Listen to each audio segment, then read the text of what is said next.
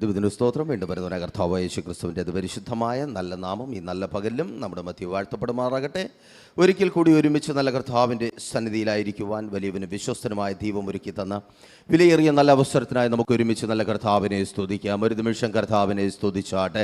നന്ദി നിറഞ്ഞ ഹൃദയത്തോടെ രാജാതിരാജാവിനെ കർത്താവിനെ നമ്മെ ഒരുക്കി തൻ്റെ സ്നേഹത്താൽ പരിപാലിച്ചു വഴി നടത്തി കാത്തു പരിപാലിച്ച നല്ല കർത്താവിനെ അവൻ്റെ സ്നേഹത്തിനായി സ്തുതിച്ചാട്ടെ. ദയ തോന്നി കൃപ തോന്നി കരുണയോടെ നമ്മെ വഴി നടത്തുന്ന നല്ല കർത്താവിനെ, ഇന്നുവരെയും നമ്മെ നിലനിർത്തിയ നല്ല കർത്താവിനെ അധരങ്ങളെ തുറന്ന് ഹൃദയത്തിൻ്റെ ഉള്ളിൽ നിന്ന് സ്തുതിയോടെ സ്തോത്രത്തോടെ കരങ്ങളെ തട്ടി മഹത്വപ്പെടുത്തിയാട്ടെ. ഹല്ലേലൂയ. നന്ദി കർത്താവേ, നന്ദി യേശുവേ, നന്ദി രാജാവേ. ഹല്ലേലൂയ. മഹത്വത്തിൻ്റെ രാജാവേ, അങ്ങ് എഴുന്നള്ളുന്ന കൃപയ്ക്കായി അത് നമ്മുടെ രാജാവ് കടന്നു വരിക. 2-3 പേർ എൻ്റെ നാമത്തിൽ കൂടി വരുന്നതിന് മധ്യത്തിൽ ഞാനുണ്ടെന്ന് വാഗ്ദത്തം ചെയ്തവൻ യേശുവിൻ നാമത്തിൽ ഇന്ന് നമ്മുടെ മധ്യ ഇറങ്ങി വരിക. അസാധ്യങ്ങളെ സാധ്യമാക്കുവാൻ, ഇല്ലായ്മകളെ മാറ്റിക്കളയുവാൻ, ശൂന്യതകളെ നിറയ്ക്കുവാൻ, കല്ലറകളെ തുറക്കും. ഓ താങ്ക് യു ലോർഡ്. യേശുവിൻ നാമത്തിൽ ഹല്ലേലൂയ. മാറാത്തതിനെ മാറ്റുവാൻ തക്കവണ്ണം മാറ്റമില്ലാത്തവൻ മാറാത്തതും മാറ്റമില്ലാത്തതുമായ തൻ്റെ വചനവുമായി ഇന്ന് പകലിൽ ഇറങ്ങി വരുന്ന കൃപയ്ക്കായി ആ നല്ല കർത്താവിനെ സ്തുതിച്ച ഓ ഷാഖാറാത്തിനെ ദൈവസാന്നിധ്യം അനുഭവിക്കുന്നവർ, ഉപവാസ പ്രാർത്ഥന 5-ാമത്തെ പകൽ അളവ് കുറയാത്ത ദൈവസാന്നിധ്യം അനുഭവിച്ചായിരിക്കുന്നവർ നന്ദി നിറഞ്ഞ ഹൃദയത്തോടെ കരങ്ങളെ തട്ടി രാജാതിരാജാവിനെ മഹത്വം കൊടുത്താട്ടെ. കർത്താവിന് ഓ റാധാന ഷഖ റധനെ ഷന്ധാരകന സ്തുതിക്കുന്ന കർത്താവേ, സ്തുതിക്കുന്ന രാജാവേ, നന്ദി കർത്താവേ. ഹല്ലേലൂയ. അങ്ങയുടെ സ്നേഹത്തിനായി അങ്ങയുടെ കരുതലിനായി ഞങ്ങളെ സ്തുതിക്കുന്ന കർത്താവേ. പ്രാർത്ഥനയോടെ പ്രതീക്ഷയോടെ ഹോളിനകത്തായിരിക്കുന്ന ലൈവിൽ ഞങ്ങളെ വീക്ഷിച്ചു കൊണ്ടായിരിക്കുന്ന ഇനി വീക്ഷിക്കുവാൻ പോകുന്ന നിങ്ങൾ ഓരോരുത്തരെയും നല്ല കർത്താവിൻ്റെ നാമത്തിൽ സ്വാഗതം ചെയ്യുന്നു. ദൈവം നിങ്ങളെ ധാരാളമായി അതേ സമൃദ്ധിയായി അനുഗ്രഹിക്കട്ടെ. സമൃദ്ധി നമ്മുടെ ദൈവത്തിൻ്റെ പക്കലുണ്ട്. തീർന്നു പോകാത്ത സമൃദ്ധി നമ്മുടെ കർത്താവിൻ്റെ പക്കലുണ്ട്. ഈ ലോകത്തിൽ ഒത്തിരി പേരുടെ പക്കൽ സമൃദ്ധിയുണ്ട്. നമ്മളത് കണ്ട് അസൂയപ്പെടുന്നവരാണ്. അങ്ങനെ ഒരു സമൃദ്ധി എനിക്കുണ്ടായിരുന്നെങ്കിൽ, അങ്ങനെ ഒരു വിശാലത എനിക്കുണ്ടായിരുന്നെങ്കിൽ, അങ്ങനെ ഒരു മെച്ചപ്പെട്ട ജീവിത നിലവാരം എനിക്കുണ്ടായിരുന്നുവെങ്കിൽ. ഒരു നിമിഷം നിങ്ങളത് ചിന്തിച്ചേ. ഇന്നലകളിൽ അങ്ങനെ നമ്മൾ നോക്കിയ പലരും ഇന്ന് സമൃദ്ധി അനുഭവിക്കുന്നില്ല. ഇന്നലകളിൽ പലരും നമ്മെ പോലെ സമൃദ്ധിയുള്ള പലരിലേക്കും നോക്കി അവർ ശൂന്യരായി തീർന്നു. കാരണം അവരുടെ സമൃദ്ധി, ഈ ലോകം നൽകുന്ന സമൃദ്ധി നഷ്ടപ്പെട്ടു പോകും. എന്നാൽ നഷ്ടപ്പെട്ടു പോകാത്ത സമൃദ്ധിയുള്ള സമൃദ്ധനായ കർത്താവ് നമ്മുടെ മധ്യത്തിലുണ്ട്. അവൻ സമൃദ്ധൻ മാത്രമല്ല, അതെ, അവന് നമ്മെ സമൃദ്ധിയായി അനുഗ്രഹിക്കുവാൻ മനസ്സുമുണ്ട്. തിരിച്ചറിയുന്നവർക്കായി ദൈവത്തെ സ്തുതിക്കുന്നു. തുടർന്ന് വേഗത്തിൽ ആ വചന ധ്യാനത്തിലേക്ക് നിങ്ങളുടെ ശ്രദ്ധയെ ഞാൻ ക്ഷണിക്കുകയാണ്. ലൂക്കോസിന്റെ സുവിശേഷം 9-ാം അധ്യായം 29-ാമത്തെ വാക്യം നിങ്ങളുടെ ശ്രദ്ധയ്ക്കായി വായിക്കട്ടെ. ലൂക്കോസിന്റെ സുവിശേഷം 9-ാം അധ്യായം 29-ാമത്തെ വാക്യം. അവൻ പ്രാർത്ഥിക്കുമ്പോൾ മുഖത്തിൻ്റെ ഭാവം മാറി, ഉടുപ്പ് മിന്നുന്ന വെള്ളയായും തീർന്നു. ഒരു നിമിഷം കൂടെ കണ്ണുകൾ അടയ്ക്കാം, പ്രാർത്ഥിക്കാം. വിശ്വസ്ത കർത്താവേ, നല്ല ദൈവമേ, അപ്പാ, ഞങ്ങൾ വിശ്വസിക്കുന്നു ഈ പകൽക്കാലം ഞങ്ങൾക്കായി ഒരുക്കപ്പെട്ട പകൽക്കാലം.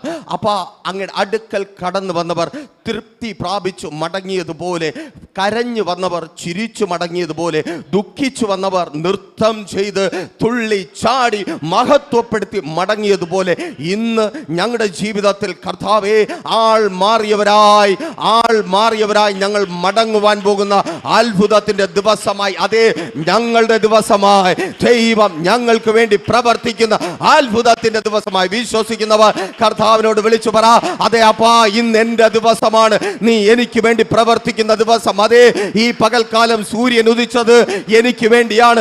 ഈ പകൽക്കാലം ലോകം ഉണർന്നത് എനിക്ക് വേണ്ടിയാണ്. ഈ പകൽക്കാലത്തെ സഭാരാധന എനിക്ക് വേണ്ടിയാണ്. ഈ പകൽക്കാലം ലോകമെമ്പാടും വിശുദ്ധന്മാർ അങ്ങേ ആരാധിക്കുന്നത് എനിക്ക് വേണ്ടിയാണ്.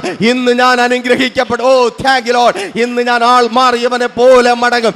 ഇന്ന് ഞാൻ മറ്റുള്ളവരെ ആശ്ചര്യപ്പെടും. ഓ യെസ്,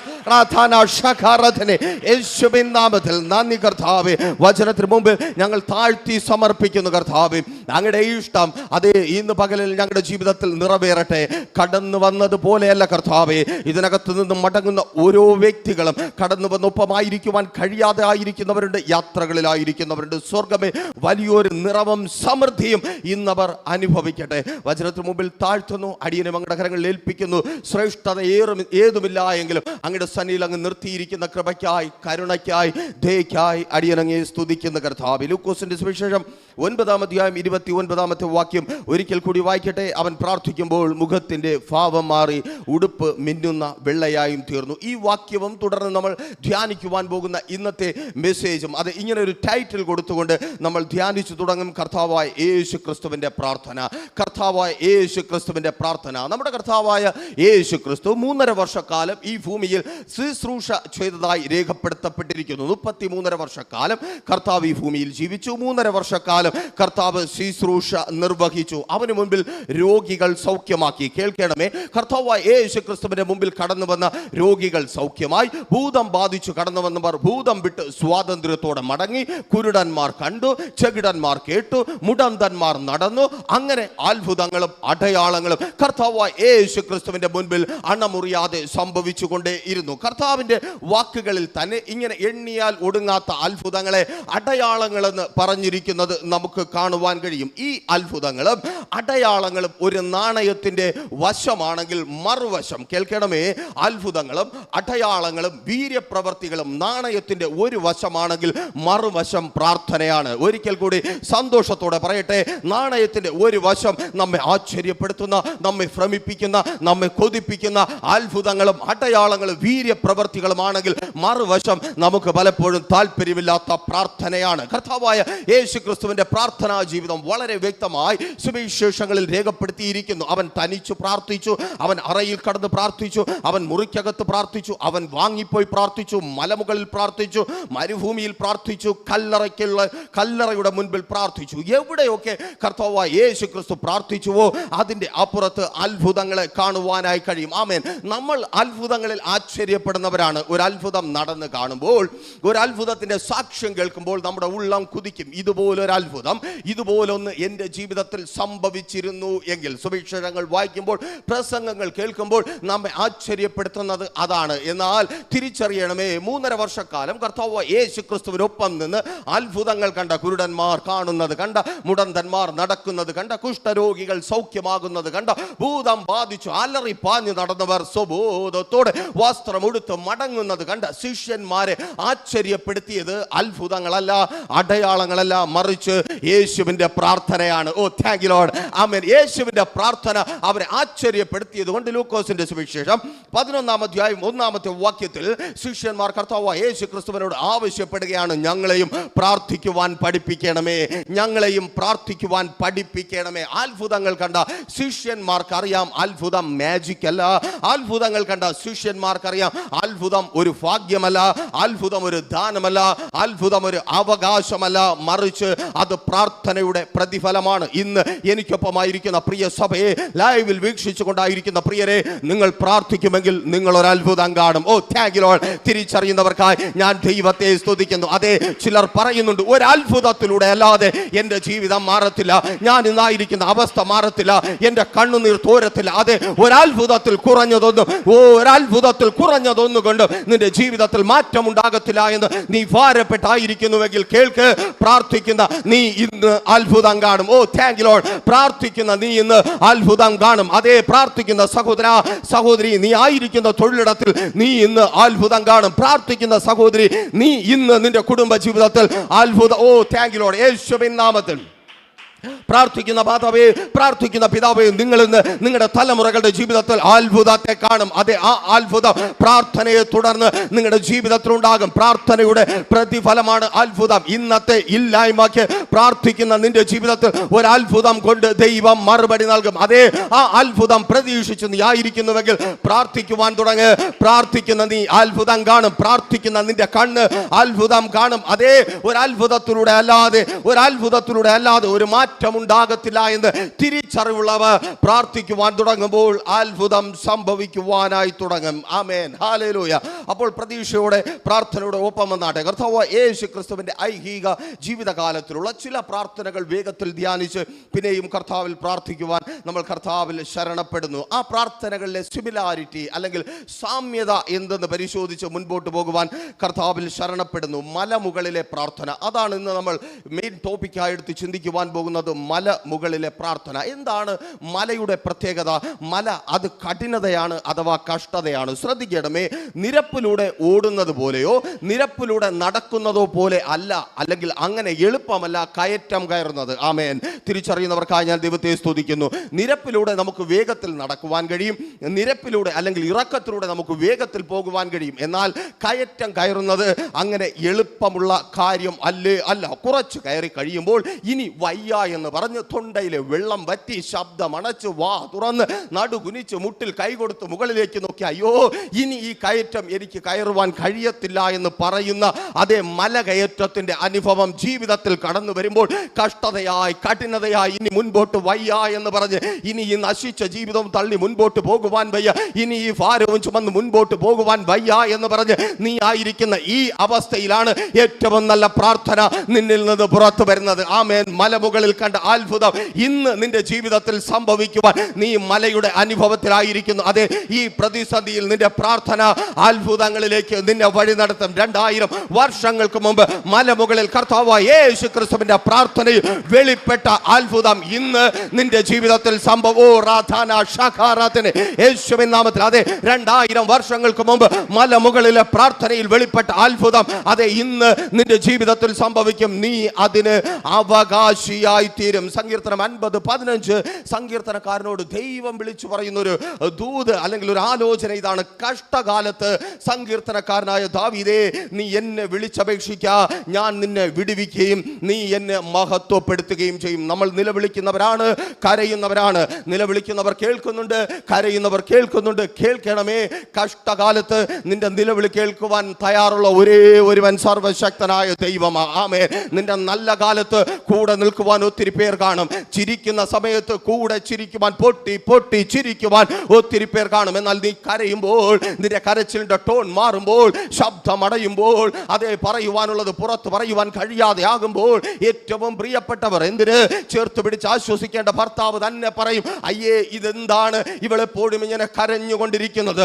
മക്കൾ പറയും, ഈ അമ്മ ഈ അപ്പൻ എന്തുകൊണ്ടാണ് കരഞ്ഞുകൊണ്ടിരിക്കുന്നത്. പ്രിയപ്പെട്ടവർ പറയും, വേണ്ടപ്പെട്ടവർ പറയും, ചാർച്ചക്കാർ പറയും, എന്തിനാണ് ഇങ്ങനെ കരഞ്ഞ് ആയിരിക്കുന്നത്. നീ കരയുന്ന സമയത്ത് നിന്റെ തൊണ്ടയിൽ നിന്ന് പുറത്തു വരുന്ന ശബ്ദം കേൾക്കുവാൻ ഇഷ്ടപ്പെടുന്ന ഒരു ദൈവം മുകളിലുണ്ട്. യേശുവിൻ നാമത്തിൽ കഷ്ടകാലത്ത് നീ അവനെ വിളിച്ചപേക്ഷിക്കുമെങ്കിൽ അവൻ നിന്നെ വിടുവിക്കും. അതെ, ഈ രോഗം എന്ന കഷ്ടതയിൽ നിന്ന് എന്നെ കേൾക്കുന്ന പ്രിയ സഭയെ, നിങ്ങൾ നിലവിളിച്ച് പ്രാർത്ഥിക്കുമെങ്കിൽ എന്റെ ദൈവം നിങ്ങളെ വിടുവിക്കും. കടമെന്ന കഷ്ടതയിൽ നിന്ന്, ഇല്ലായ്മ എന്ന കഷ്ടതയിൽ നിന്ന് മുൻപോട്ട് പോകുവാൻ, ജീവിതം ജീവിച്ചു തീർക്കുവാൻ കഴിയാത്ത വിധത്തിൽ പലരുടെ മുമ്പിൽ തലകുനിപ്പിക്കുന്ന ഈ കഷ്ടതയിൽ നിന്ന് നിന്നെ വിടുവിക്കുവാൻ ഉയരത്തിൽ ഒരുവനുണ്ട്.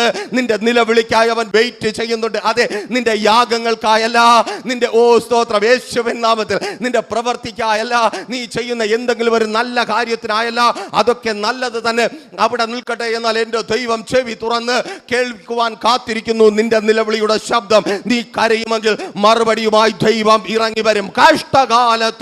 കഷ്ടകാലത്ത് ആരും ഒപ്പമില്ലാത്ത ആ മലയുടെ അനുഭവത്തിൽ നീ നിലവിളിക്കുമെങ്കിൽ എന്റെ ദൈവം നിനക്ക് വേണ്ടി ഇറങ്ങി വരും. പിന്നെ ഈ മലയുടെ പ്രത്യേകത, അത് നമ്മെ ഒറ്റയ്ക്കാക്കി തീർക്കുന്ന സ്ഥലമാണ്. കഷ്ടതയിൽ അതേ നമ്മൾ ഒറ്റയ്ക്കായി മാറും. കഷ്ടതയിൽ നമ്മൾ ഒറ്റയ്ക്കായി മാറും. ചിലർ പറയും, ഞാൻ കൂടെ വരാം. എന്നാൽ കഷ്ടത അതികഠിനമാണെങ്കിൽ നമുക്ക് ആരെയും കൂട്ടാൻ പറ്റത്തില്ല. ആമേൻ, സ്തോത്രം.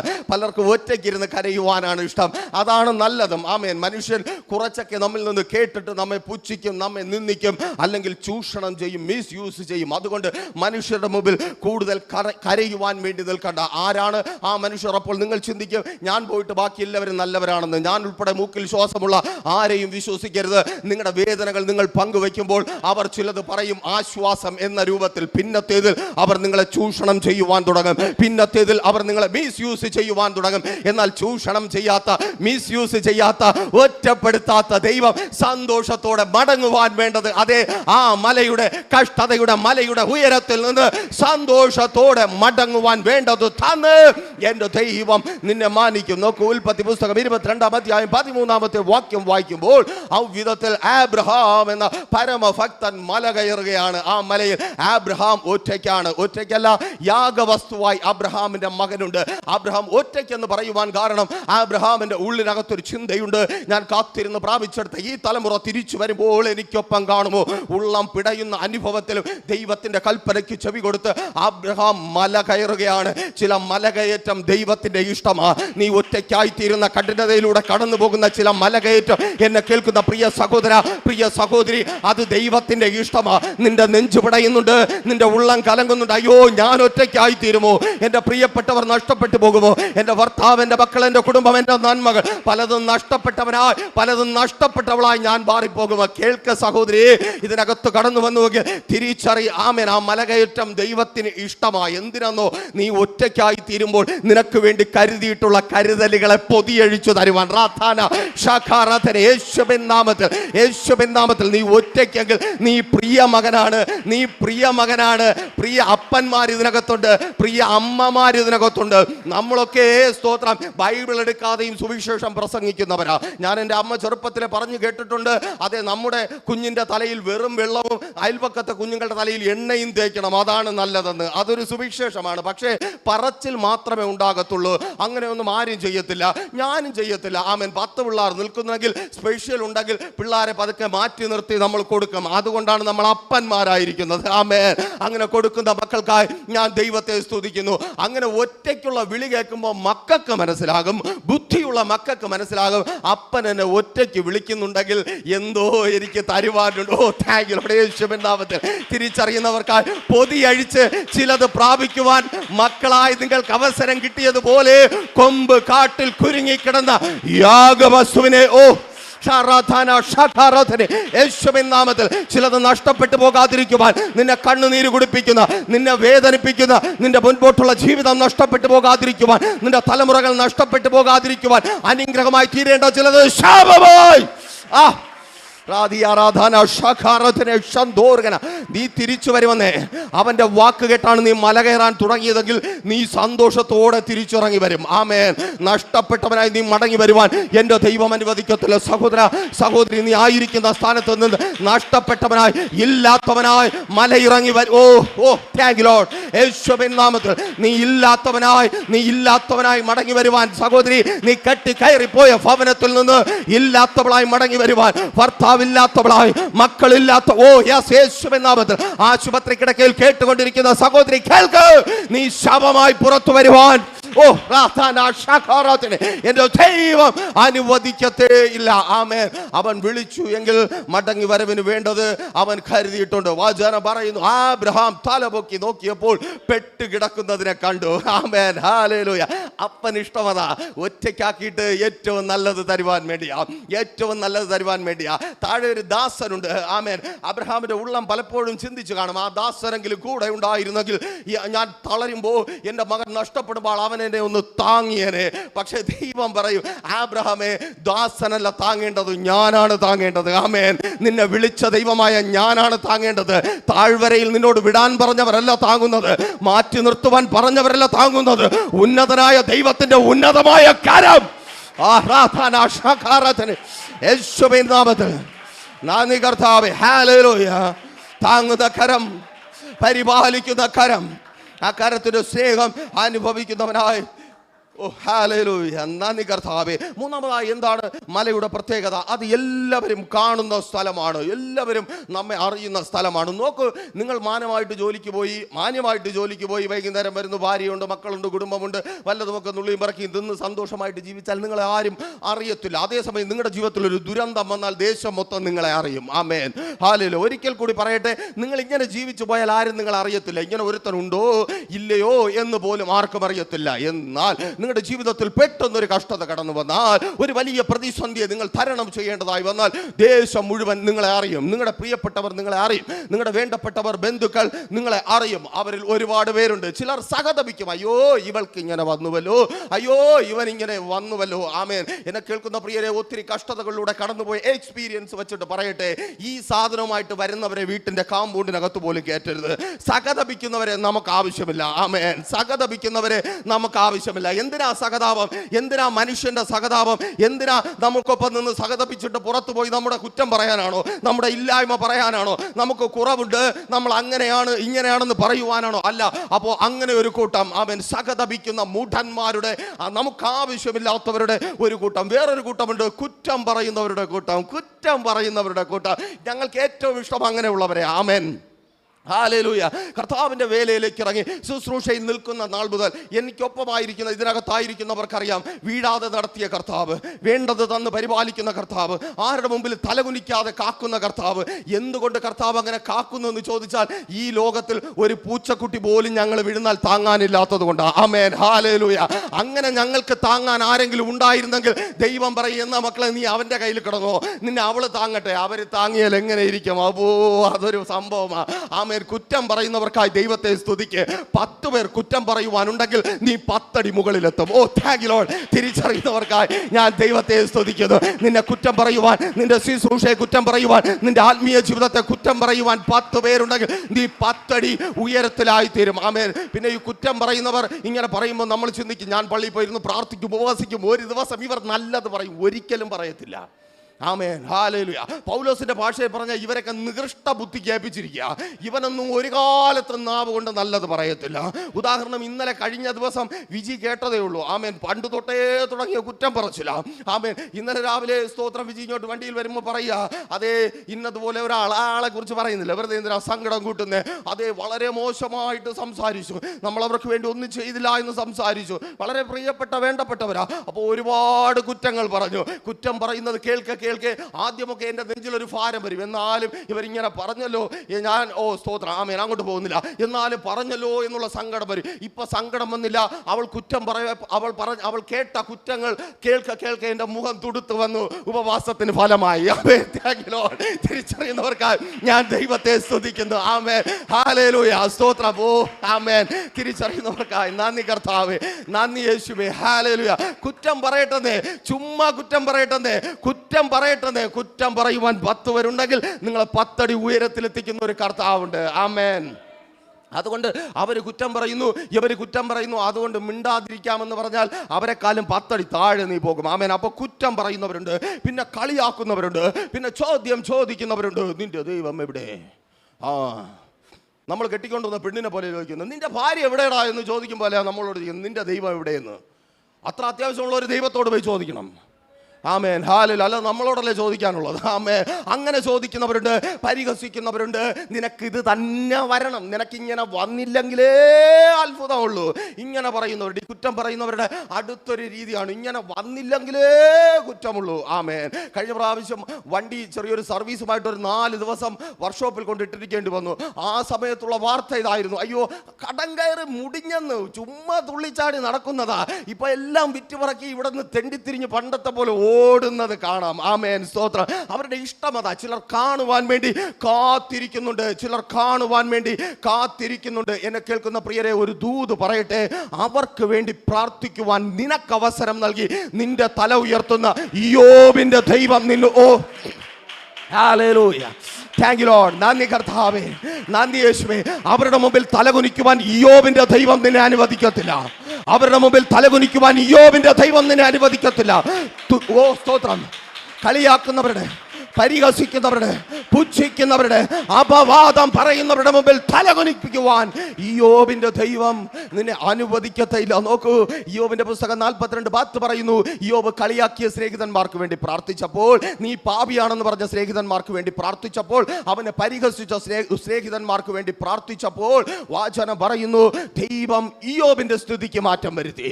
ദൈവം ഇയ്യോബിന്റെ സ്ഥിതിക്ക് മാറ്റം വരുത്തി. ഓ സ്തോത്രം. ഞാനിങ്ങനെ മനസ്സിലാക്കുന്നു, ഇയ്യോബ് അങ്ങനെ സങ്കടപ്പെട്ടിരിക്കുക. അപ്പോൾ യോബിന്റെ സ്നേഹിതന്മാർ 4 പേരുണ്ടല്ലോ, ആ പൊട്ടന്മാർ വന്നിട്ട് ഇങ്ങനെ കളിയാക്കുക.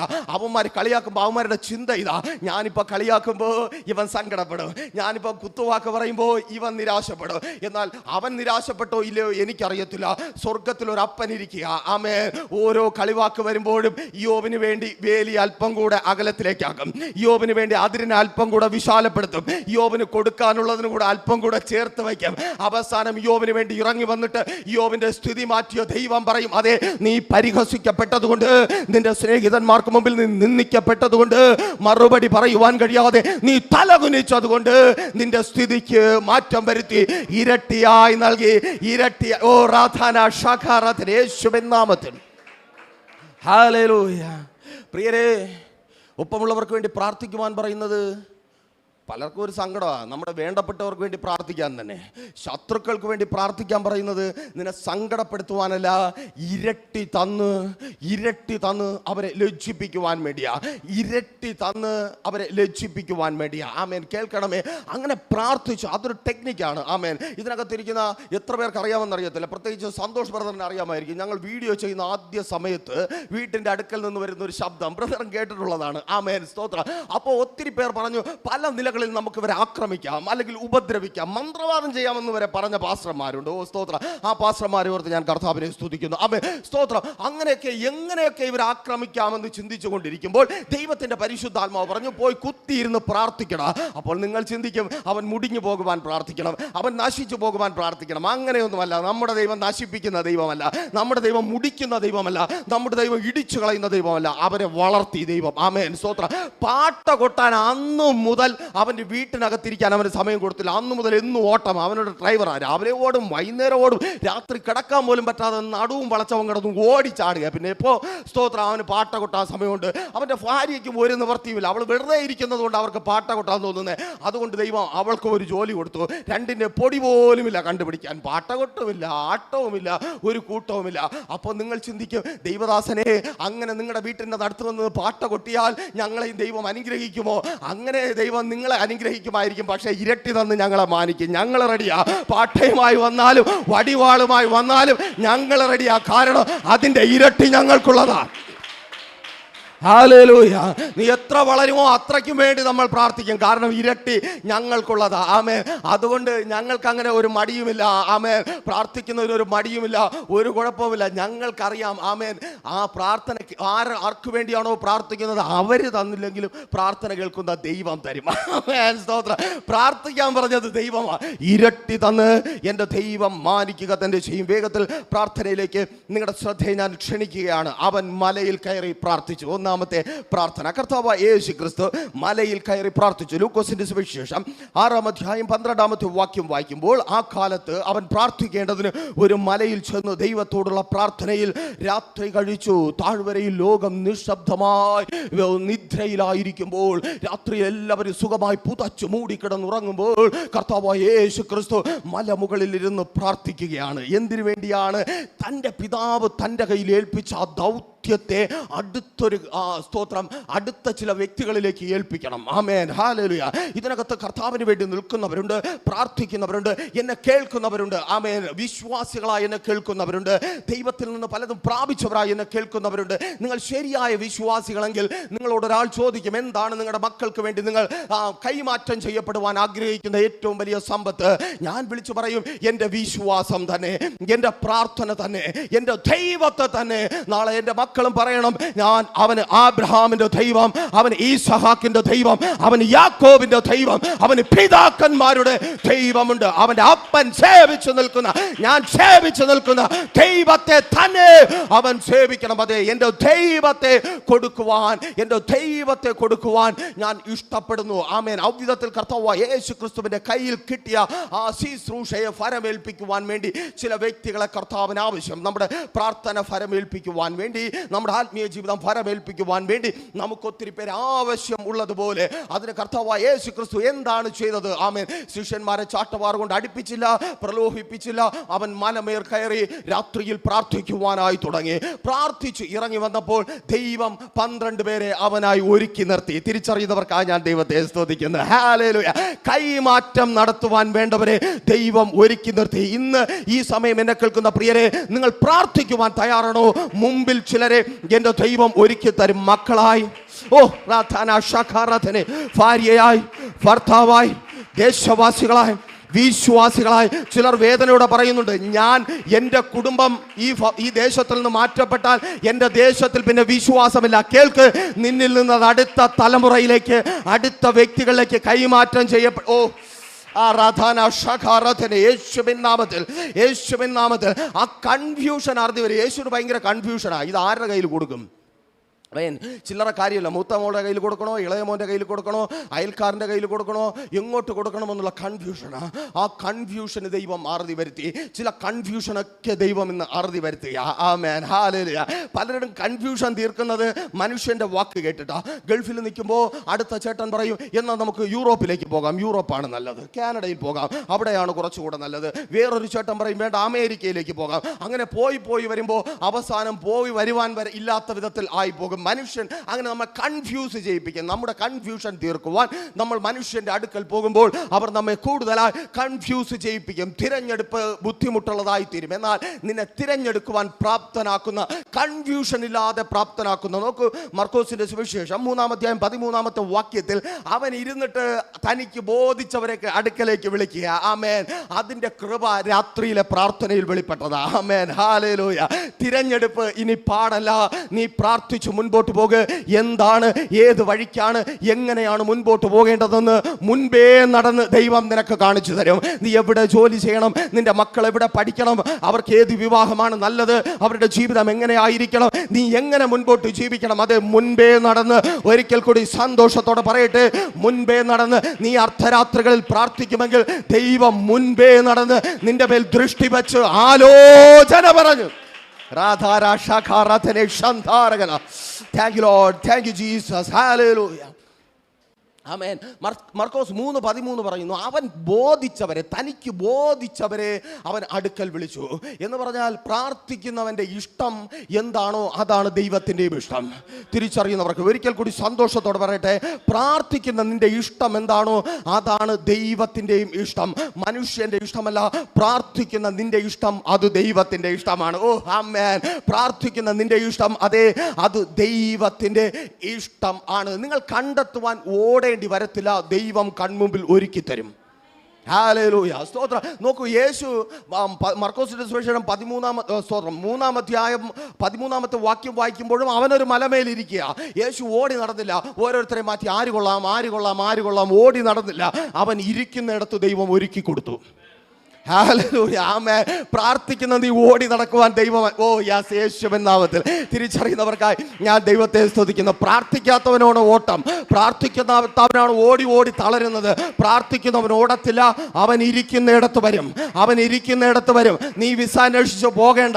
ഓ സ്തോത്രം. നീ യൂറോപ്പിന്റെ പടിവാതിക്കൽ പേൽ നിൽക്കേണ്ട. അവൻ നീ എംബസി കയറി ഇറങ്ങേണ്ട. യെസ്, യേശുവിൻ നാമത്തിൽ. സഹോദര സഹോദരി കേൾക്ക്, നീ അലഞ്ഞു തിരിയേണ്ട. ദൈവം നിനക്ക് മുമ്പിൽ ഒരുക്കി തരും. നിന്റെ മക്കളെ കുറിച്ച് ഓർത്ത് ഭാരപ്പെടേണ്ട. അവർക്ക് വേണ്ടതിന്റെ ദൈവം ഒരുക്കി തരും. ഇന്നായിരിക്കുന്ന അവസ്ഥയിൽ നിന്ന് പുറത്തു വരുവാൻ വേണ്ടത് അതേ എന്റെ ദൈവം ഒരുക്കി തരും. രണ്ടാമതായി വീണ്ടും കർത്താവ് യേശു ക്രിസ്തുവിന്റെ മറ്റൊരു പ്രാർത്ഥന യേശു മറുരൂപമലയിൽ പ്രാർത്ഥിച്ചു. ലൂക്കോസിന്റെ സുവിശേഷം 9-28-36 വരെയുള്ള വാക്യങ്ങളിൽ നിങ്ങൾക്കത് കാണുവാനായി കഴിയും. ആ ഭാഗം അത്രയും വായിക്കുവാൻ സമയമില്ല. എങ്കിലും പറയട്ടെ, കർത്താവ് യേശു ക്രിസ്തു പ്രാർത്ഥിക്കുമ്പോൾ അവന്റെ പാപം മാറി. ആമേൻ. യേശുവിന്റെ പാപം മാറി. നമ്മുടെ പാപം എപ്പോഴാണ് മാറുന്നത്? അത് പോകട്ടെ. ആമേൻ. പക്ഷേ യേശുവിന്റെ പാപം മാറി. മത്തായിയുടെ സുവിശേഷം 17:5 പറയുന്നു, അവൻ പറയുമ്പോൾ തന്നെ പ്രകാശമുള്ള ഒരു മേഘം അവരുടെ മേൽ നിഴലിട്ടു. മേഘത്തിൽ നിന്ന്, ഇവൻ എൻ്റെ പ്രിയപുത്രൻ, ഇവങ്കൽ ഞാൻ പ്രസാദിച്ചിരിക്കുന്നു, ഇവന് ചെവി കൊടുപ്പിൻ എന്നൊരു ശബ്ദം ഉണ്ടായി. കേൾക്കണമേ, സ്വർഗത്തിൽ നിന്നൊരു ശബ്ദമുണ്ടായി. വെറും ശബ്ദമല്ല, ശിഷ്യന്മാർ കേട്ട ശബ്ദം. ഒരിക്കൽ കൂടി പറയട്ടെ, യേശു മറുരൂപമലയിൽ പ്രാർത്ഥിച്ചപ്പോൾ സ്വർഗം തുറന്നു, സ്വർഗത്തിൽ നിന്നൊരു ശബ്ദമുണ്ടായി. ആ ശബ്ദത്തിൽ 2 കണ്ടന്റുകളുണ്ട്. ഒന്നാമത്തെ കണ്ടന്റ് ഇതാണ്, ഇവൻ എൻ്റെ പ്രിയപുത്രൻ, ഇവൻ എൻ്റെ പ്രിയപുത്രൻ, ഇവൾ എൻ്റെ പ്രിയപുത്രൻ. നോക്കിയേ, സ്തോത്രം. പലരും പ്രാർത്ഥിക്കുന്നത് കൊണ്ട് അതിനെ കുറ്റം പറയുന്നു, വേറെ ഒന്നും കൊണ്ടല്ല. ആമേൻ. നുണ പറയാൻ പോയിരുന്നെങ്കിൽ കുറ്റം പറയത്തില്ല. ആമേൻ. അടിയുണ്ടാക്കാൻ പോയിരുന്നെങ്കിൽ കുറ്റം പറയത്തില്ല. വേലി ചാടാൻ പോയിരുന്നെങ്കിൽ കുറ്റം പറയത്തില്ല. മതിൽ ചാടിയെ പറയും. അതൊക്കെ ഇന്നത്തെ കാലത്ത് അങ്ങനെ പറയുന്നവരാ. പക്ഷെ പ്രാർത്ഥിച്ചാൽ പറയും, അയ്യോ ഇവന് മാത്രം ഇതെന്താ ഇത്ര കുഴപ്പം, നല്ലതൊന്നും പറയത്തില്ല.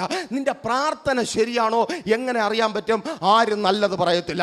നീ പ്രാർത്ഥിക്കുന്നുണ്ട്, എല്ലാവരും നല്ലതും പറയുന്നുണ്ടെങ്കിൽ ശ്രദ്ധിച്ചു നോക്കുക, അവരും നീ തമ്മിൽ വലിയ വ്യത്യാസമൊന്നുമില്ല. ആമേൻ. പ്രാർത്ഥിക്കുന്നുണ്ടെങ്കിൽ ആരും നല്ലത് പറയത്തില്ല. പ്രാർത്ഥിക്കുന്നുണ്ടെങ്കിൽ ആരും നല്ലത് പറയാത്തത് കൊണ്ട് ചിലർക്ക് നെഞ്ചിനകത്തൊരു ഭാരം വരും. അയ്യോ, ആരും നല്ലത് പറയുന്നില്ല. വേണ്ട, ഇനി അബദ്ധത്തിലെങ്ങാനും നല്ലത് പറഞ്ഞാൽ നാളെ അത് മാറ്റി പറയും. അതിൽ കൂടുതൽ നാണക്കേടാ. ആമേൻ. ആദ്യമേ ഒരു മോശം പറഞ്ഞാൽ അത് നല്ല കാര്യം. അവൻ അങ്ങനെയാണ്, അവൾ അങ്ങനെയാണെന്ന് ആരെങ്കിലും കരുതിക്കുള്ളൂ. ഇത് ആദ്യം നല്ലത് പറഞ്ഞിട്ട് പിന്നീട് മോശം പറയുമ്പോൾ കുഴപ്പം എന്താണെന്ന് അറിയാമോ? അപ്പോൾ ആളുകൾ ചിന്തിക്കും, സ്തോത്രം, ഇവൻ പറയുന്നത് ശരി തന്നെ, പണ്ട് ഇവൾ അവരുടെ കൂട്ടത്തായിരുന്നല്ലോ, അപ്പോൾ ഇപ്പോഴാണ് ഇവർക്ക് സത്യമൊക്കെ മനസ്സിലായത്. അങ്ങനെ പറയാതിരിക്കുവാൻ ആരും നല്ലത് പറയേണ്ട. വചനം പറയുന്നു, സ്വർഗത്തിൽ നിന്ന് ദൈവം പറഞ്ഞു, ആമേൻ, ഇവൻ എൻ്റെ പ്രിയപുത്രൻ. നിന്നെക്കുറിച്ച് ആരും നല്ലത് പറഞ്ഞില്ലെങ്കിലും, എന്നെ കേൾക്കുന്ന സഹോദരി സഹോദര, നിന്നെക്കുറിച്ച് ആരും നല്ലത് പറഞ്ഞില്ലെങ്കിലും, നിന്നെക്കുറിച്ച് ദേശം നല്ലത് പറഞ്ഞില്ലെങ്കിലും, നിന്നെക്കുറിച്ച് കുടുംബം നല്ലത് പറഞ്ഞില്ലെങ്കിലും, നിന്റെ പ്രിയപ്പെട്ടവർ നല്ലത് പറഞ്ഞില്ലെങ്കിലും, നല്ലത് പറയുവാൻ വായ് തുറക്കുന്നു. ഇവൻ എൻ്റെ പ്രിയപുത്രൻ, ഇവൻ എൻ്റെ പ്രിയപുത്രൻ, ഇവൻ എൻ്റെ പ്രിയമകൾ. അതേ, നീ ആ ശബ്ദം കേൾക്കുവാൻ പോകുക. മോശം വാക്കുകൾ കേട്ട് മരവിച്ച നിന്റെ കാത് സ്വർഗത്തിലെ ഇമ്പസ്വരമോ യേശുവിൻ നാമത്തിൽ സ്വർഗത്തിലെ ഇമ്പസ്വരം നിന്റെ കാതിൽ വീഴുവാൻ പോകുക. മറ്റുള്ളവർ പരിഹസിച്ച അതേ നിന്റെ കാതുകൊണ്ട്, മറ്റുള്ളവർ കളിയാക്കിയ അത് കേട്ട് കരഞ്ഞ അതേ നിന്റെ കാതുകൊണ്ട് സ്വർഗത്തിലെ ഇമ്പസ്വരം കേൾക്കുവാൻ പോകുക. ഇവൻ എൻ്റെ പ്രിയപുത്രൻ, ഇവൻ എൻ്റെ പ്രിയപുത്രൻ, ഇവൻ എൻ്റെ പ്രിയമകൾ, ഇവൾ എൻ്റെ പ്രിയമകൾ. ഓ ഹല്ലേലൂയ, ആമേൻ. സ്വർഗം തുറന്നു. രണ്ടാമതായി ആ ഭാഗത്ത് പറയുന്നു, ഇവന് ചെവി കൊടുപ്പീൻ. ആമേൻ, സ്തോത്രം. എല്ലാവരുടെയും പരാതി ഇതാ. പ്രൈസർ ഫാമിലിയിലേക്ക് വിളിക്കുന്ന നൂറുകണക്കിന് വ്യക്തികളുണ്ട്, ശുശ്രൂഷ ചെയ്യുവാൻ ആഗ്രഹമുള്ളവരുണ്ട്. എല്ലാവരും പറയും, ദൈവദാസനെ ഞങ്ങൾ പറഞ്ഞിട്ട് ആരും കേൾക്കുന്നില്ല, ആരും കേൾക്കുന്നില്ല. എവിടെ നമ്മൾ പറഞ്ഞാലും കേൾക്കത്തില്ല. പക്ഷെ ചിലരോട് ദൈവം പറയും, നീ അവന് ചെവി കൊടു. ഓ താങ്ക് യു ലോർഡ്. തിരിച്ചറിയുന്നവർക്കായി ഞാൻ ദൈവത്തെ സ്തുതിക്കുന്നു. നമ്മുടെ വാക്കിന്റെ മിടുക്കുകൊണ്ടല്ല ചിലരോട് ദൈവം സംസാരിക്കും, നീ അവന് ചെവി കൊടുക്ക്. ദൂതിത, നീ ഇതുവരെ പറഞ്ഞിട്ട് കേൾക്കാത്തവർ നിന്റെ വാക്ക് കേൾക്കുവാൻ പോകുക. ആമേൻ, ഹല്ലേലൂയ. നിന്നെ ഓടിച്ചവർ, നിന്നെ പരിഹസിച്ചവർ, നിന്നെ കളിയാക്കിയവർ, നിന്നെ നിന്ദിച്ചവർ നിന്റെ വാക്ക് കേൾക്കുവാൻ പോകുക. നിന്റെ പ്രാർത്ഥനയ്ക്ക് വേണ്ടി നിന്റെ ഭവനത്തിൽ മുട്ടുമടക്കും. യേശുവിൻ നാമത്തിൽ നീ ഒന്ന് പ്രാർത്ഥിക്കുവാൻ വേണ്ടി നിന്റെ റൂമിൽ നിന്റെ മുൻപിൽ മുട്ടുകുത്തുക. യേശുവിൻ നാമത്തിൽ കേൾക്കാത്ത ചിലത് ദൈവം പറഞ്ഞ് കേൾക്കുവാൻ പോകുക. നീ ഒന്ന് പ്രാർത്ഥിക്കെന്ന് പറഞ്ഞ്, നീ ഒന്ന് എനിക്ക് വേണ്ടി മധ്യസ്ഥത അണയ്ക്കെന്ന് പറഞ്ഞ്, നീ ഒന്ന് എന്നോട് രണ്ട് വാക്ക് പറ. ഓ യേശുവിൻ നാമത്തിൽ ഹല്ലേലൂയ, ആമേൻ, സ്തോത്രം. ഈ മല വെറുതെ അല്ലെന്നേ. ആമേൻ, ഹല്ലേലൂയ. ഈ മല വെറുതെ അല്ല. താഴ്വരയിൽ നിൽക്കുന്ന ചിലർ ചിന്തിക്കും, ഈ മല ഒരു കുഴപ്പമാണ്. പക്ഷെ കേൾക്കണമേ, ചിലർ ചെവി തുറന്ന് കേൾക്കും. മൂന്നാമതായി വേഗത്തിൽ പറഞ്ഞു പോകട്ടെ. ആ യേശു ഒലിവ് മലയിൽ പ്രാർത്ഥിച്ചു. യേശു ഒലിവ് മലയിൽ പ്രാർത്ഥിച്ചു. ലൂക്കോസിന്റെ സുവിശേഷം 22-ാം അധ്യായം 39 മുതൽ 41 വരെയുള്ള വാക്യങ്ങളും 44-ാമത്തെ വാക്യവും വായിക്കുമ്പോൾ അവിടെ നിങ്ങൾക്ക് കാണുവാൻ കഴിയും, കർത്താവായ യേശു ക്രിസ്തു ഒലിവ് മലയിൽ പ്രാർത്ഥിച്ചു. അവൻ 45-ാമത്തെ വാക്യത്തിൽ കാണുവാൻ കഴിയും. 22-45 അവൻ പ്രാർത്ഥന കഴിഞ്ഞ് എഴുന്നേറ്റ് ശിഷ്യന്മാരുടെ അടുക്കൽ ചെന്നപ്പോൾ അവർ വിഷാദത്താൽ ഉറങ്ങുന്നത് കണ്ടു. നോക്കണമേ, ഞാൻ നേരത്തെ പറഞ്ഞു ഈ സഹതാപം പറയുന്നവർ കുഴപ്പക്കാരാണെന്ന്. ആമേൻ, സ്തോത്രം. ഇവന്മാർ സഹതപിച്ച് കിടന്നുറങ്ങിയ പാവം യേശു കിടന്ന് കരഞ്ഞു നിലവിളിക്കുക. ആമേൻ, ഹല്ലേലൂയ, സ്തോത്രം. ആമേൻ, പലരും ഉറങ്ങും. ആമേൻ, ഹല്ലേലൂയ, പലരും ഉറങ്ങും. നിന്റെ സങ്കടം കേൾക്കുമെന്ന് നീ കരുതുന്ന പലരും ഉറങ്ങും. ഇന്ന് ഫോൺ വിളിച്ചാൽ സങ്കടം കേൾക്കും, ഇന്ന് അടുത്തിരുന്നാൽ സങ്കടം കേൾക്കും, ഇന്ന് സംസാരിച്ചാൽ സങ്കടം കേൾക്കും. ആമേൻ, അത് കരുതുന്ന പലരും ഉറങ്ങും, പലരും ഉറങ്ങും, പലരും ഉറങ്ങും. എന്നാൽ എൻ്റെ ദൈവം ഉറങ്ങത്തേയില്ല. ഓ താങ്ക് യു ലോർഡ്. എൻ്റെ ദൈവം ഉറങ്ങത്തേയില്ല. അവൻ ഉറങ്ങാതെ ഇരിക്കും, അവൻ ഉറങ്ങാതെ ഇരിക്കും. സഹോദരി സഹോദര, നീ അർദ്ധരാത്രികളെ പകലുകളാക്കി നിലവിളിക്കുമ്പോൾ കേൾക്ക്, ലോകം മുഴുവൻ ഉറങ്ങും. നിന്റെ അടുത്ത് കിടക്കുന്ന ഭർത്താവ് ഉറങ്ങും, ഭാര്യ ഉറങ്ങും, മക്കൾ ഉറങ്ങും, ബന്ധുക്കൾ ഉറങ്ങും, ചാർച്ചക്കാർ ഉറങ്ങും. ഉറങ്ങാത്തൊരു ദൈവം. ഓ ഹല്ലേലൂയ, ആമേൻ.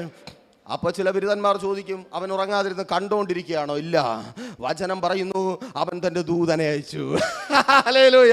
ദൈവം ഉറങ്ങാതിരിക്കുക മാത്രമല്ല, നീ അർദ്ധരാത്രിയിലെ പരീക്ഷയിൽ തകർന്നു പോകാതിരിക്കുവാൻ തൻ്റെ ദൂതനെ അയക്കും. എൻ്റെ ദൈവം തൻ്റെ ദൂതനെ അയക്കും. നിന്റെ പ്രാർത്ഥനാ മുറിക്കകത്ത് എൻ്റെ ദൈവം തൻ്റെ ദൂതനെ അയക്കും. നീ ഇന്ന് കടന്നു പോകുന്ന പരീക്ഷയിൽ, ഈ കഷ്ടതയിൽ തകർന്നു പോകാതിരിക്കുവാൻ, ഈ കണ്ണുനീരിൽ നീ കുതിർന്നു പോകാതിരിക്കുവാൻ എൻ്റെ ദൈവം യേശുവിൻ നാമത്തിൽ നിന്നെ ശക്തിപ്പെടുത്തുവാൻ എൻ്റെ ദൈവം തൻ്റെ ദൂതനെ അയക്കുക. ആമേൻ. ആ ദൂതന്റെ സാന്നിധ്യം തിരിച്ചറിയുന്നവർ പ്രാർത്ഥിച്ചാട്ടെ. ഹല്ലേലൂയ. നിന്റെ മുറിക്കകത്ത്, നിന്റെ വീട്ടിനകത്ത്, നിന്റെ തലമുറകളായിരിക്കുന്ന സ്ഥാനത്ത് യേശുവിൻ നാമത്തിൽ ദൈവം തൻ്റെ ദൂതനെ അയക്കുക. പത്രോസിന്റെ കാരാഗ്രഹത്തിനകത്ത് സഭയുടെ പ്രാർത്ഥനയ്ക്ക് ശ്രദ്ധ വെച്ച് കേട്ട ദൈവം ദൂതനെ അയച്ചതുപോലെ നിന്റെ പ്രിയപ്പെട്ടവർ പെട്ടുകിടക്കുന്ന, പഠിപ്പിച്ചു കളയുവാൻ തക്കവണ്ണം ശത്രുവായവൻ പെടുത്തിയിരിക്കുന്ന അതേ സ്ഥാനത്ത് നിന്ന് ചില കെട്ടുകളെ പൊട്ടിച്ച് ചിലരെ പുറത്തു വരുവാൻ, നീണ്ട വർഷങ്ങളായി ബന്ധിക്കപ്പെട്ട് വിധി നിറവേറ്റുവാൻ തക്കവണ്ണം ദേശത്തിലെ പൈശാചിക മണ്ഡലങ്ങളും ദുഷ്ടമനുഷ്യരും ഒരുമിച്ച് ചേർത്ത് ഇവിടെ നിന്റെ തലമുറയെ അവസാനിപ്പിക്കും, ഇവിടെ നിന്റെ ഭർത്താവിനെ അവസാനിപ്പിക്കും, ഇവിടെ ഒന്നുമില്ലാത്തവളാക്കി ഒന്നുമില്ലാത്തവനാക്കി നിന്നെ തീർക്കുമെന്ന് വാദിച്ചു വെല്ലുവിളിച്ച് തീയതി കുറിച്ചായിരിക്കുമ്പോൾ ഇന്ന് പകലും ദൈവത്തിന്റെ പരിശുദ്ധാത്മാവിന് എന്നെ കേൾക്കുന്ന സഹോദര സഹോദരി, മാതാവേ പിതാവേ കുഞ്ഞുമക്കളെ നിങ്ങളോട് പ്രവചന ദൂതായി വിളിച്ചു പറയട്ടെ. ദൈവത്തിന്റെ ദൂതൻ ഇറങ്ങിയ ചിലരുടെ തീർപ്പുകളെ മാറ്റി ഹല്ലേലൂയ. ലോകം എഴുതിയ തീർപ്പിനെ മാറ്റി എഴുതിപ്പിക്കുവാൻ, പിശാച് എഴുതിയ തീർപ്പിനെ മാറ്റി എഴുതിപ്പിക്കുവാൻ, മനുഷ്യരെഴുതിയ തീർപ്പിനെ യേശുവിൻ നാമത്തിൽ ഹല്ലേലൂയ. ആമേൻ. പ്രാർത്ഥിക്കുന്ന നീ അനുഭവിക്കുന്ന കഷ്ടതയിൽ തകരത്തില്ല. പ്രാർത്ഥിക്കുന്ന നീ ചുമക്കുന്ന കുരിശിൽ നീ തകർന്നു പോകത്തില്ല. പ്രാർത്ഥിക്കുന്ന നീ സ്തോത്രം ഈ അവസ്ഥയിൽ ഇല്ലാതായി പോകത്തില്ല. ദൈവം തൻ്റെ ദൂതനയക്കും. അവിടെ രണ്ട് കാര്യങ്ങൾ നിങ്ങൾ എപ്പോഴും ശ്രദ്ധിക്കുക. വലിയ കഷ്ടതയിലൂടെ കടന്നു പോകുമ്പോൾ എന്നെ മാത്രമല്ല ഒത്തിരി ഭക്തന്മാരെ ശക്തീകരിച്ച കർത്താവ് യേശു ക്രിസ്തുവിൻ്റെ വാക്ക് എന്താണ് കർത്താവ് പറഞ്ഞത്? ഈ പാനപാത്രം, എന്താ പറഞ്ഞേ? പാനപാത്രം. എല്ലാവരും ഉച്ചത്തിലൊന്ന് പറഞ്ഞേ, എന്താ പറഞ്ഞേ? പാനപാത്രം. പാനപാത്രം, വെള്ളം കുടിക്കുന്ന പാത്രം. നിങ്ങളുടെയൊക്കെ വീട്ടിൽ എത്ര വലുതുണ്ട്? ആമേൻ. സ്തോത്രം. 1000 ലിറ്ററുള്ള പാനപാത്രം ഉണ്ടോ? 1000 ലിറ്റർ എടുത്ത് കയ്യിൽ കുടിക്കാൻ പറ്റുമോ? ഇല്ല. സ്തോത്രം. മാക്സിമം ഒരു 5 ലിറ്ററൊക്കെ ഉള്ളത് എടുത്ത് കുടിക്കാൻ പറ്റും. പാനപാത്രം മാക്സിമം ഒരു 5 ലിറ്റർ വരെ. പാനപാത്രം എന്നാണ് യേശു പറഞ്ഞത്, പാനക്കടലെന്നല്ല. കടലാണെങ്കിൽ തീരത്തില്ലെന്നേ, എത്രയെന്ന് പറഞ്ഞ് നക്കി കുടിച്ചാലും തീരത്തില്ല.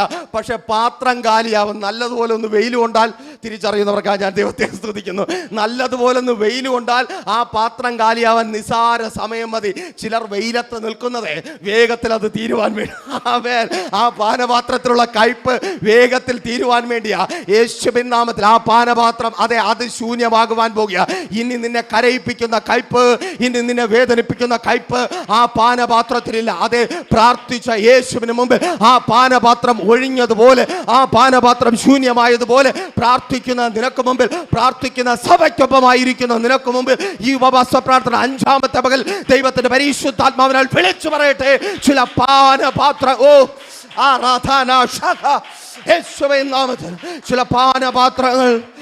ചില പാനപാത്രങ്ങൾ ശൂന്യമാകുക. ഹല്ലേലൂയ. സ്തോത്രം. ആമേൻ. രണ്ടാമതായി അവിടെ യേശു പറയുന്ന ഒരു കാര്യമുണ്ട്, നിന്റെ ഇഷ്ടം, എൻ്റെ ഇഷ്ടമല്ല നിന്റെ ഇഷ്ടം. ആമേൻ. നമുക്കൊക്കെ ഒരുപാട് ഇഷ്ടങ്ങളുണ്ട്.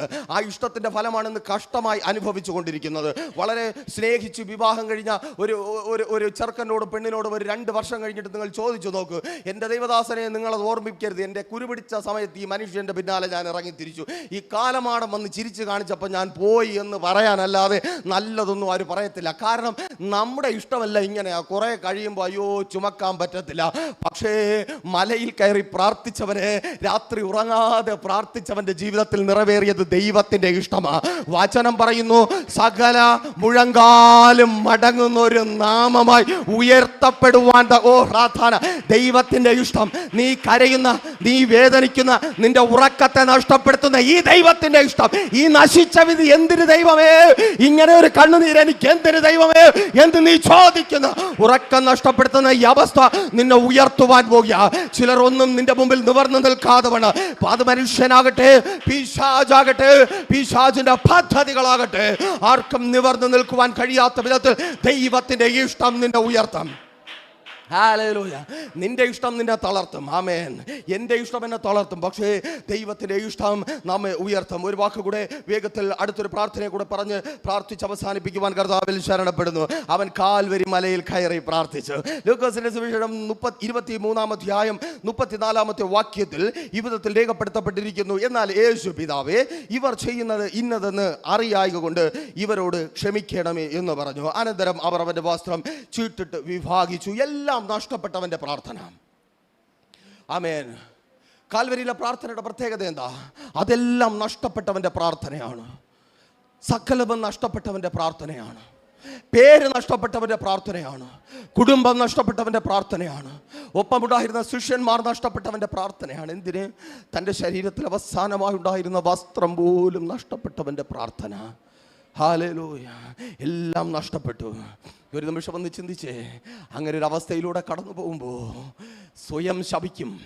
യോബിനെ പോലെ ശപിക്കും. ഞാൻ ജനിച്ച ദിവസം അതൊരു ശാപം. എൻ്റെ അമ്മ, എൻ്റെ അപ്പൻ, എൻ്റെ കുടുംബം, നമ്മൾ ശപിക്കും. ചുറ്റുപാടുകൾ നോക്കി നമ്മൾ ശപിക്കും. ദൈവത്തെ നമ്മൾ പ്രാകും. ഇങ്ങനൊരു വിധി എനിക്ക് തന്നുവല്ലോ, എന്തിനാ കർത്താവേ ഇത്രമാത്രം കരഞ്ഞിട്ട് നീ എൻ്റെ പ്രാർത്ഥന കേൾക്കാത്തത്, നീ എൻ്റെ കണ്ണുനീർ കാണാത്തത്? അർദ്ധരാത്രികളിൽ മുറിക്കകത്ത് തലയിട്ടടിച്ചു കിടക്കയിൽ കിടന്നുരുണ്ട് നിലവിളിച്ച് പ്രാകും. ഇങ്ങനൊരു ദൈവത്തിൻ്റെ പിന്നാലെ ഇറങ്ങി തിരിച്ചത് കൊണ്ടാണല്ലോ, ഇങ്ങനൊരു ദൈവത്തിൻ്റെ പിന്നാലെ ആയിരുന്നത് കൊണ്ടാണല്ലോ. പ്രാഗിയില്ല.